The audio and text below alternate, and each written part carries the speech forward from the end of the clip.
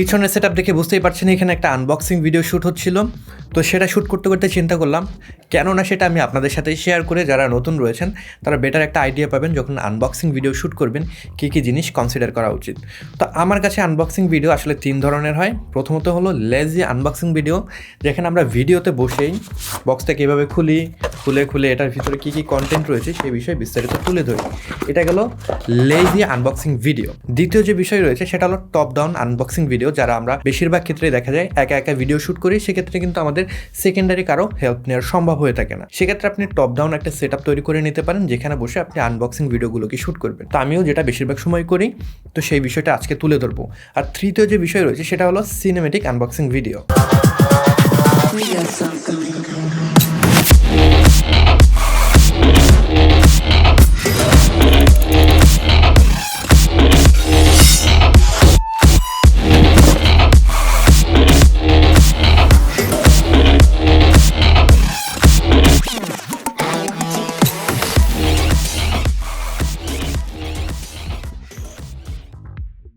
তো এই cinematic unboxing video shoot করতে গেলে কিন্তু আপনার সেকেন্ডারি কারো হেল্প নেওয়ার দরকার হবে। যেহেতু বেশিরভাগ ক্ষেত্রে আমাদের হেল্প করার মতন কেউ থাকে না, সেক্ষেত্রে আজকের জন্য ওই জিনিসটাকে স্কিপ করলাম, পরবর্তী কোনো সময় আপনাদের সেই বিষয়টা আসলে দেখানো যাবে। তো এই রকম সেটআপ আমরা কেন করব, কিভাবে করব, বিস্তারিত বিষয় আজকে তুলে ধরব। প্রথম যে বিষয়টি চলে আসে সেটা হলো সারফেস। আপনি কোন সারফেসে ভিডিও শ্যুট করবেন। আমি বেশিরভাগ সময় যেটা করি, এখানে আমার যে টেবিলটা রয়েছে এটার যে সারফেস রয়েছে কাঠের একটা সারফেস, তো এইটার উপরে আমি ভিডিওটাকে শ্যুট করি, কারণ কাঠের যে গ্রেন রয়েছে, যে টেক্সচারটা রয়েছে গ্রেনের, সেটা আমার খুব ভালো লাগে দেখতে। আমি এর জন্য আসলে কাঠের উপরে শ্যুট করতে বেশি পছন্দ করি। আপনারা যদি একটু ফ্ল্যাট ধরনের কালারের উপর শ্যুট করতে পছন্দ করেন, সেক্ষেত্রে এইরকম ফোম যে কাগজ রয়েছে বা ফোম পেপার বলে এটাকে, এটা আসলে কাগজ না, ফোম টাইপের একটা জিনিস, এটা আপনারা কিনতে পাবেন। এটা নিউ মার্কেট থেকে আমার কেনা হয়েছে, আপনারা ওই জায়গায় খোঁজ করলে কিনতে পাবেন। তো এটাকে জাস্ট টেবিলের উপরে যদি আপনারা রেখে দেন এটার উপরে শ্যুট করেন, সেটার উপরে আপনারা করতে পারেন। এটার সুবিধা হলো এটা অত বেশি রিফ্লেক্টিভ না, যার কারণে আপনি যদি একটু উপর থেকেও আপনার লাইটিংটাকে সেট আপ করেন, রিফ্লেকশনটা আসলে আসবে না। তবে আপনারা যদি এরকম রিফ্লেকটিভ সারফেসে শ্যুট করেন, সেক্ষেত্রে লাইটিং নিয়ে একটু কনসিডার আপনাদেরকে করতে হবে, যেটা আমি এই জায়গায় করেছি। আপনারা দেখতেই পাচ্ছেন দুই পাশে দুইটা লাইট রয়েছে। তো দুই পাশে দুইটা লাইট রাখার কারণ হলো আমরা যখন একটু উপর থেকে লাইটটাকে নিচের দিকে ডিরেক্ট করছি, এখানে যে টেবিলটা রয়েছে এটার যে সারফেস রয়েছে রিফ্লেকটিভ, এই কারণে ওই লাইটের রিফ্লেকশনটা দেখা যায়, যেটা ভিডিওতে দেখতে ভালো লাগে না। যখন আমরা ভিডিও ধারণ করব, রিফ্লেকশনকে এড়িয়ে ভিডিও ধারণ করাটাই আসলে বেটার, তাহলে বেটার একটা রেজাল্ট পাওয়া যায়। এই কারণে আমি এই পাশে একটা লাইট সেট আপ করেছি। এটা হলো গডেক্সের SM60W, সাথে রয়েছে জেনবির একটা 85 সেন্টিমিটারের সফট বক্স। তো এই দুইটাকে পেয়ার আপ করে আমি এই পাশে লাইটিং সেট আপটা তৈরি করেছি। তো সবসময় আমাদের কাছে একাধিক লাইটিং থাকে না, রাইট? কিন্তু আমাদের কারো কাছে হয়তো এরকম স্টুডিও লাইটিং নেই। সেক্ষেত্রে আমরা কী করতে পারি? সেক্ষেত্রে সলিউশনটা এই পাশে আপনারা দেখতে পাচ্ছেন। এটাও কিন্তু বেশ ইভেন একটা লাইটিং আপনাকে দিবে।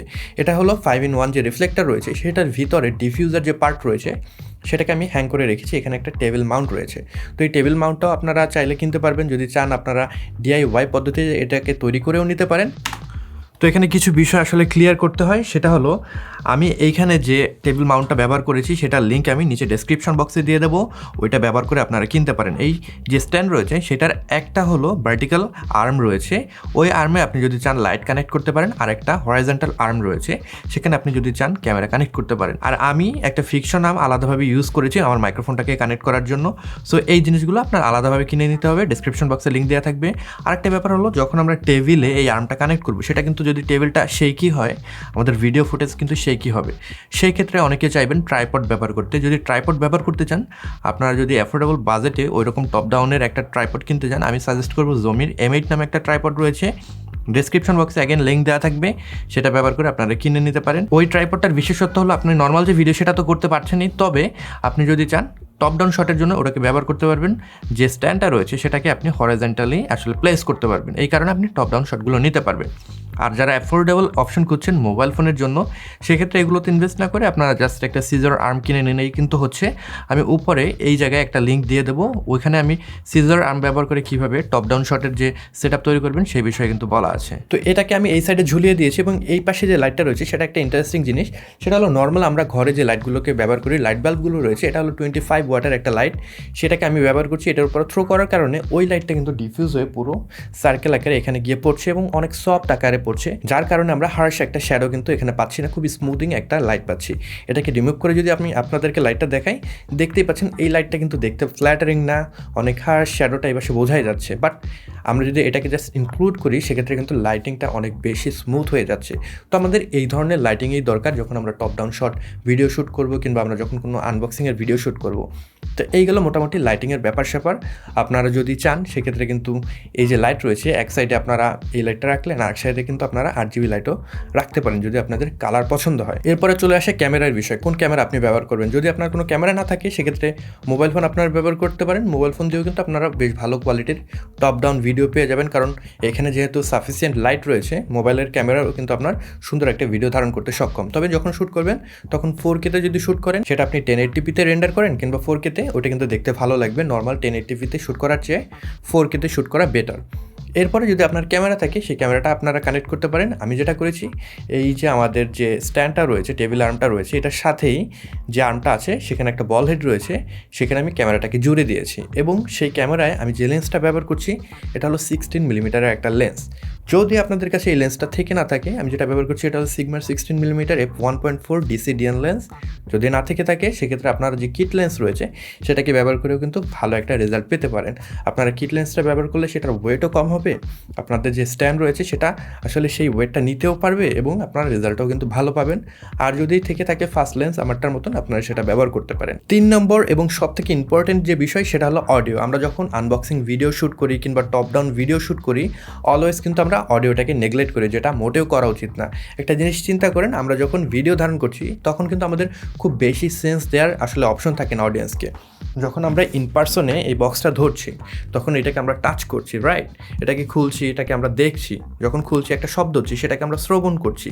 এটার যদি পার্টিকুলার কোনো স্মেল থেকে থাকে এই বক্সের, সেই গন্ধটা কিন্তু আমরা নিতে পারছি, রাইট। তো অনেকগুলো আমাদের সেন্সেশনের অপশন এখানে থাকে। বাট আমরা যখন কোনো ভিডিও ধারণ করছি আমাদের অডিয়েন্সকে কিন্তু ওই এক্সপিরিয়েন্সটা দিতে পারি না। সেই এক্সপিরিয়েন্সটা আমরা যত বেটার দিতে পারবো অডিয়েন্স এক্সপিরিয়েন্সটাও কিন্তু তত বেটার হবে। তো কীভাবে সেটা করতে পারি, এইখানে কিন্তু আমরা যে ভুলটা করি অডিওটাকে আমরা কেটে দিই, মিউজিক জুড়ে দিই, রাইট।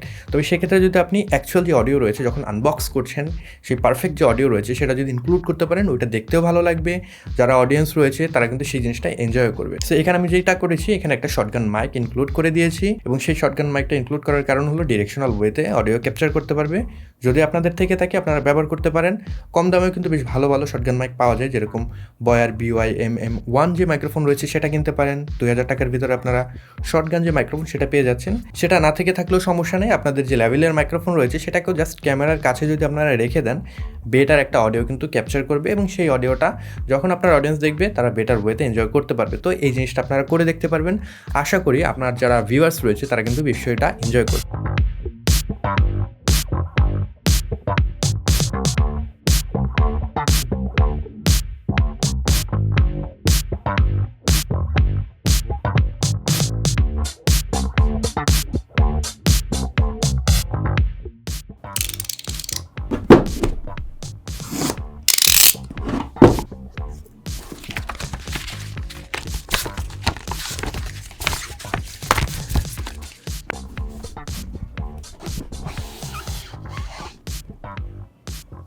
এর পরবর্তী এবং সর্বশেষ বিষয় সেটা হলো আনবক্সিং ভিডিওতে কিংবা প্রোডাক্ট যখন আমরা দেখাচ্ছি এভাবে আমাদের কিন্তু অপশন থাকে না চেহারা দেখানোর। চেহারা যতই সুন্দর হোক ওটা কিন্তু আমরা দেখাতে পারছি না, রাইট।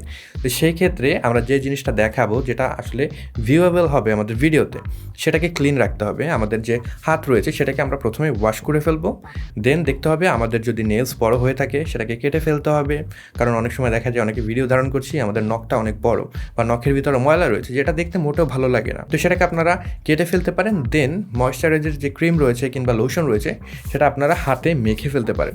এতে করে আপনাদের যে হাত রয়েছে যখন ভিডিও আপনারা ধারণ করবেন ওইটা কিন্তু দেখতে সুন্দর মনে হবে। যারা আপনার ভিডিওটা দেখবে তারা কিন্তু আপনাকে জাজ করবে না। সো এই জিনিসটাও কিন্তু আপনারা করে ফেলতে পারেন। তো এই ছিল মোটামুটি বিষয়। যখন আপনারা আনবক্সিং ভিডিও ধারণ করবেন কিংবা টপ ডাউন কোনো ভিডিও শ্যুট করবেন, এই সকল বিষয়গুলো যদি আপনারা একটু কনসিডার করেন আশা করি ভালো একটা রেজাল্ট পাবেন। নতুন যারা রয়েছেন তাদের জন্য আশা করি ভিডিওটা হেল্পফুল হবে। যদি ভিডিওটা ভালো লেগে থাকে কিংবা এই ভিডিও থেকে নতুন কিছু জেনে থাকেন সেক্ষেত্রে এই ভিডিওটিতে একটি লাইক দিতে পারেন। আর কি করতে হবে জানাই আছে, কমেন্ট বক্সে মতামত জানাবেন এবং আপনার বন্ধুদের সাথে শেয়ার করবেন, তাহলে কিন্তু তারাও এই বিষয়গুলো জেনে যাবে। সবাই ভালো থাকবেন, সুস্থ থাকবেন। পরবর্তী ভিডিওতে নতুন কোনো বিষয় নিয়ে আবার দেখা হচ্ছে। Until then, good by.